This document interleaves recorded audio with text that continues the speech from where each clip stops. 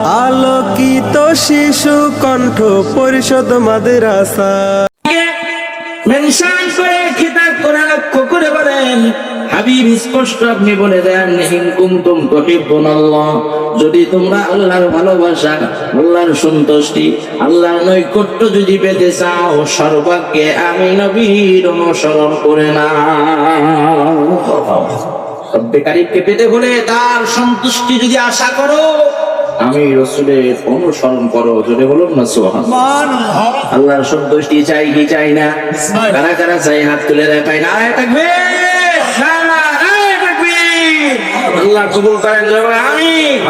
আল্লাহর সন্তুষ্টি পেতে হলে অনুসরণ করতে হবে কাকে? জোরে বলেন কাকে? এই আল্লাহ ভুলে তালে বলে চলে হবে তা। আল্লাহর সন্তুষ্টির জন্য রাসূলের অনুসরণ করতে হবে। জোরে বলেন কার অনুসরণ? আওয়াজ দিয়ে বলেন কার অনুসরণ? বেশি নবীর অনুসরণ করা লাগবে। প্যারা হাজির, নবীজির অনুসরণ কমপ্লিট হয়ে গেলে বেনিফিট প্রতিদান কি হবে আমার আল্লাহ জানিয়ে দিয়েছেন, হাবিব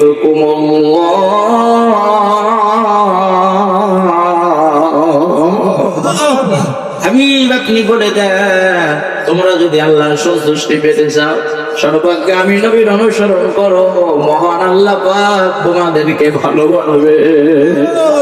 আমার আল্লাহ ভালোবেসে তোমাদের থেকে জিন্দেগি যত রকমের গুনাহ হয়েছে, অপরাধ হয়েছে, মহান রব্বে কারীম আল্লাহ তিনি দয়ালু, ক্ষমাশীল, তোমাদের জিন্দেগির সব গুনাহ মাফ করে দেবে।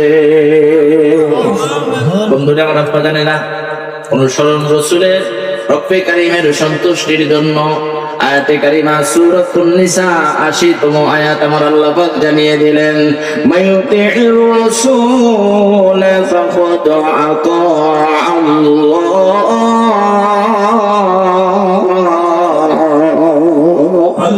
এ পৃথিবীর মানুষেরা, যারা যারা হাবিবে মুহাম্মদ সাল্লাল্লাহু আলাইহি ওয়াসাল্লাম বেহেশতি নবীর যে অনুসরণ অনুকরণ করলো, নবী মুস্তাফা সাল্লাল্লাহু আলাইহি সাল্লামের অনুসরণ অনুকরণটাই স্বয়ং আমার আল্লাহর অনুসরণ হয়ে গেল।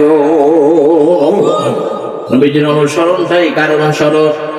আল্লাহর। জোরে বলেন কার? তবে এই অনুসরণটা হতে হবে মহব্বতের সাথে। জোরে বলেন ঠিক কিনা? দেশে কিছু জ্ঞানপাপী আছে যারা বলে রাসূলের শুধু অনুসরণ করলেই হবে, রাসূল কত ভালোবাসা লাগবে না। জোরে জোরে বলেন নাউযুবিল্লাহ।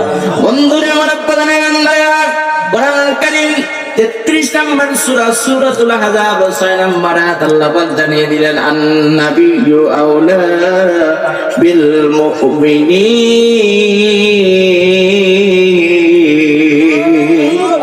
আন-নাবিয়্যু আওলা বিল মুমিনিনা মিন আনফুসিহিম ওয়া আজওয়াজুহু উম্মাহাতুহুম। জোরে বলেন আল্লাহু আকবার। আমার আল্লাহ পাক বলেন, ঈমানদারদের কাছে, মুমিনদের কাছে নবী হলেন তাদের জানের চাইতেও আপন। জোরে বলেন সুবহানাল্লাহ। কিসের চাইতে আপন? জানের চাইতেও ঈমানদারদের কাছে আমার নবীজি আপন। এবং তার বিবিগণ হলেন তামাম মুমিন মুমিনাদের জন্য আম্মা জান। জোরে জোরে বলেন সুবহানাল্লাহ। মায়ের সঙ্গে কথা আদবের সঙ্গে বলা দরকার আছে না নাই? লেখনির মধ্যে, বলার মধ্যে, সব ক্ষেত্রে মায়ের আদব রক্ষা করতে হবে। বন্ধুরা মুসলমান বান্দারা, অনন্ত কণ্ঠে বলে দিয়ে যায়, যে যত বড় কিছু হন না কেন, যাদের মধ্যে আদব নাই, যারা সম্মান বোঝে না আমার রাসূলের আহলে বায়াত, আমার নবীজির ব্যাপারে, আম্মা জানদের ব্যাপারে যাদের কথা বলার শব্দ চয়নের যাদের জ্ঞান নাই, এরকম ওয়াজ দিয়ে, এরকম বক্তব্য লেখনি দিয়ে কিয়ামত হয়ে যাবে, মানুষ গোমরা ছাড়া হেদায়েত হবে না। জোরে বলেন ঠিক কি না? প্যারা হাজিরিন, এজন্যই রাসূলের অনুসরণ হতে হবে সর্বোচ্চ মহব্বত, ভালোবাসা হৃদয়ে। আলোকিত শিশু কণ্ঠ পরিষদ মাদ্রাসা।